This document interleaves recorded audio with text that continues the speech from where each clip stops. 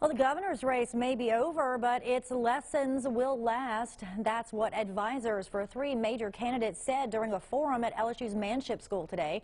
NBC Local 33's Harrison Golden shares reflections from the campaign craftsmen. The reason why we weren't successful is really because of how strong of an opponent John Bel Edwards was. The architect of Republican challenger Eddie Rispone's campaign more candid than ever on why his hopeful often traded more specific messages for broader strokes. We could not allow this to be a job performance race.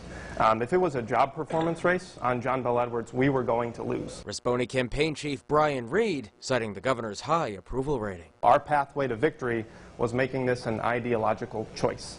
It needed for us to be a conservative versus a liberal, a outsider versus a career politician, a businessman versus a trial lawyer. And in the primary, Reed says the Rispone team had to liken Congressman Ralph Abraham to Democratic House Speaker Nancy Pelosi in order to grab those Republican votes. The voters just liked Abraham better than Eddie at that time, so going negative was the only path to victory for us.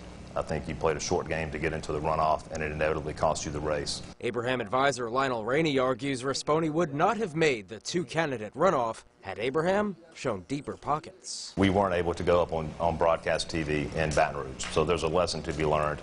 You have to have enough money to be able to be on every broadcast network in the States.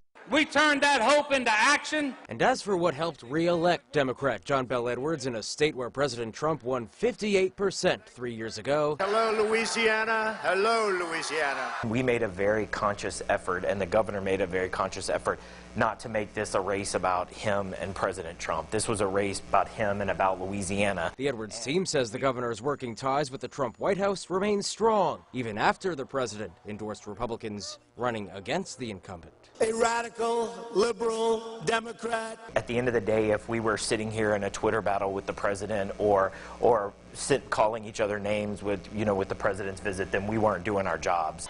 And with every step forward, now the job turns back to governing, as Edwards will take his second oath of office in January. Harrison Golden, your local election headquarters.